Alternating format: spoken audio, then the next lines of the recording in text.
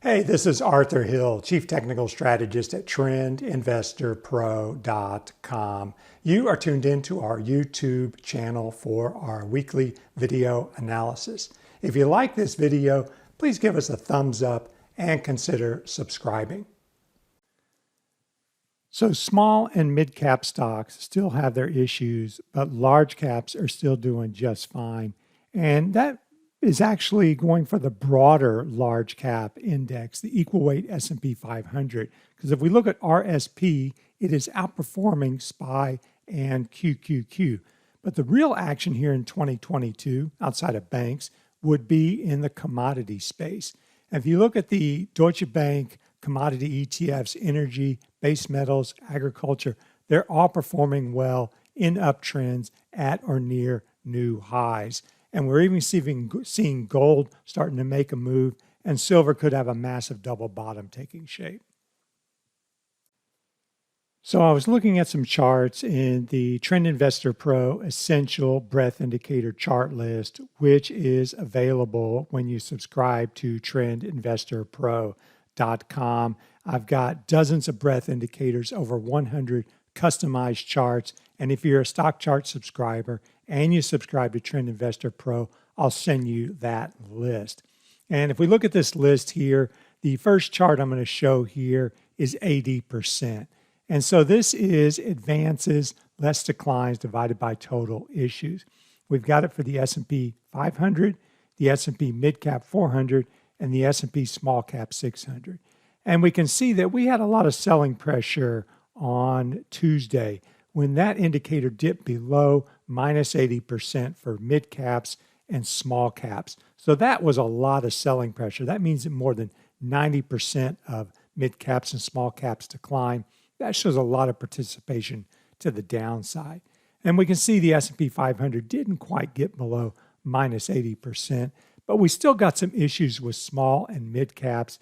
We've probably all seen that IWM broke below its spring, summer, and autumn lows, and mid caps failed to hold their breakout. So a lot of weakness when we go down into the lower part of the market with the smaller stocks. So here's a chart of IWM, and there you can see it breaking below those lows. But note that I've never been one of these that thought that small caps were the canaries in the coal mine. And if you see small caps underperform, that's bearish for the whole market. The S&P 500 is its own beast. And if you look here, there's a ratio chart of IWM to SPY. And IWM outperformed into February, March, and then it's been underperforming since March. And that price relative is hitting a new low. And SPY, sure, it's down, but it is above its 200-day. It's still much closer to a 52-week high than a 52-week low. And this relative performance in IWM did not derail the S&P 500. You need to focus on the S&P 500 indicators if you want a true assessment of that index and the market. If small caps are underperforming, then avoid small caps and stay into large caps. And if we look at the S&P 500 here, we can see it's still in an uptrend. We had a 52-week high just a few weeks ago. We came down. We're still above the December lows. We haven't broken below those, and we haven't broken the 200-day. Now, there's three indicators I want to show, and these are kind of ones I watch for the health of the S&P 500. Here's the high-low line, a cumulative measure of net new highs. And you can see it's been rising for a year now or more. It's above its 10-day EMA. So as long as that line is rising, you have more new highs and new lows, and that is bullish. The other one would be the percentage of stocks with a silver cross. Now, I've got the percentage of stocks with a golden cross. That's the 50-day EMA above the 200-day EMA. And then the silver cross is the 20-day EMA above the 50-day EMA. And you can see I've got these bands here at 60% and 40%. So we moved above 60% there in early June. That was bullish. And it stays bullish until we go below 40%. We almost dipped below 40% in October, but not quite. And you need to use these thresholds to prevent whipsaws. You'll be a little bit later on the signal, but the idea is to prevent whipsaws and catch trends. And this has caught a pretty nice trend in the S&P 500. So until it goes below 40%, I consider this indicator bullish. And then the third one is the bullish percent index. And again, you can see that in the indicator window. I've got my lines at 60% and 40%. The bullish percent index tells you the percentage of stocks with point and figure buy signals, double top breakouts, basically. And so when that gets above 60%, you've got a bullish situation. And I don't turn bearish with a move below 50% because you get too many whipsaws, but I wait for it to go below 40%. So if you go below 40%, that means more than 60% have double bottom breakdowns or lower lows, P&F style, and that is bearish. But you can see this indicator turned bullish as well in late May and remains bullish. So until two of these three turn down and break down, the S&P 500 is doing okay right now and is not in a bear market. And again, check out trendinvestorpro.com if you'd like to know more. There are all the offerings that we do. We have an ETF trend table. We have an ETF report on Tuesdays and Thursdays now. We've got some proprietary breadth models for market timing, some strategies that have been back tested, videos, and then there are the two bonuses for Stock Charts subscribers. Now, here's a chart that shows SPY in the top window, and you can see it came right down to that December low there. Here's RSP, the equal weight S&P 500, and there is that December low, and you can see it held further above it. So RSP is showing a little bit of relative strength relative to SPY, and we can see that with the ratio chart below, RSP divided by SPY. So it's been underperforming for a while, but look at that upturn since December and into January. So the average stock in the S&P 500 is starting to outperform the large caps that dominate the S&P 500. That would be the top 10, basically. Go to the SPY website to see the holdings if you want to know the top 10. But this is interesting that we see the equal weight starting to outperform the large cap weighted S&P 500. So now we'll turn to commodities, and these commodity ETFs are leading the market right now. They're hitting 52-week highs or very close to 52-week highs, and they've had really good Januaries here. Here's the energy ETF, DBE, and look at that move it had in January.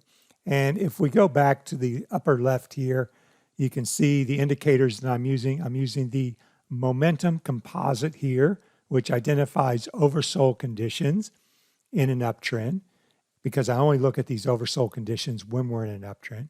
And then the trend composite, which is a trend following indicator that aggregates signals in 5 trend indicators. And you can learn more about these by clicking that plug-in icon on the lower right. And there you will see, scroll down, Trend Investor Pro Indicator Edge plugin. So click on that to learn more. But it's been bullish for quite a while. I'd have to open this back up to see when it turned bullish. And you can see back in August 2020, this turned bullish. So you had a correction, a couple of oversold readings, and then look at the breakout there. And another correction and a breakout, a couple of oversold readings and a correction and a breakout, and then a deep pullback, very oversold. But we got a really nice breakout there in December. You can see first we had the surge, and then we had a little dip and that breakout there, and that was bullish. And that was simple for the reason that the trend composite was still bullish. And so by default, I assume this correction, this pullback, was a correction within a bigger uptrend, and this breakout was a resumption of that uptrend. So this is a bullish configuration. There's no setup on the chart, but it's a leader and it's at a new high. So base metals are also performing very well. We can see the trend composite here has been bullish on the entire time frame for this chart. And we only had one oversold condition there in June after this dip. Then we had a surge to new highs, a pretty deep dip there, But the trend composite stayed bullish, consolidated, and then look at the breakout that we had there in late December, about the same time oil was breaking out and moving higher into January. So this is definitely one of your leaders here in January. Now, if I go to another one related to this, base metals, we'll go to copper, CPER. And copper has a big move up the last 2 days. It's been dragging its feet a little bit, but we identified this falling wedge at Trend Investor Pro because I'm looking for pullbacks after an impulse move. And this was identified as an impulse move. This is a correction. And then there you can see the breakout. And look when it's happening in late December. That's when base metals and energy were breaking out. A little bit of noise around the breakout, but holding more or less and then moving higher. So I would still be bullish on copper. And if you're bullish on copper, then you should probably be bullish on copper miners. If I go to COPX, it's even stronger than copper. Now you can see that the trend signal triggered a little late here. It got going on this breakout surge here. But what we were looking at, I also look at price analysis, and this was a breakout, an impulse move. This was a correction, and it got a bit noisy. So you had this breakout here above the trend line, but then consolidating, and look at that surge now. So it looks like copper's ready to continue its uptrend and participate with the rest of the commodities. And then one more I want to do here. I featured this on Monday on stock charts in a written commentary, and that is DBA, the agriculture ETF. You know, it may be boring, but boring is not that, it doesn't bother me. What I want to see is I want to see an uptrend, and I want to see a bullish continuation pattern, and that's what copper gave me. You know, I featured copper here in October when it had this big cup with handle, DBA. I featured it in October when it had this big cup with handle, and the signal was on the wedge breakout, the anticipation of the move to resistance. And then we get the breakout here. So we have a big move up from September to November, and then we have this consolidation, a triangle, and we got a break out of that triangle and a continuation higher.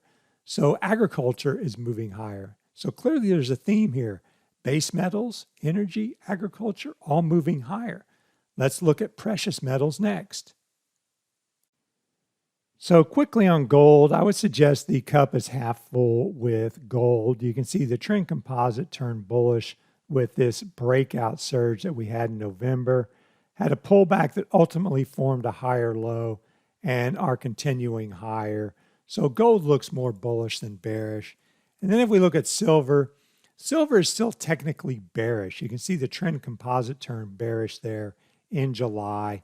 We could have a double bottom with these two lows here, but we need to break above this high.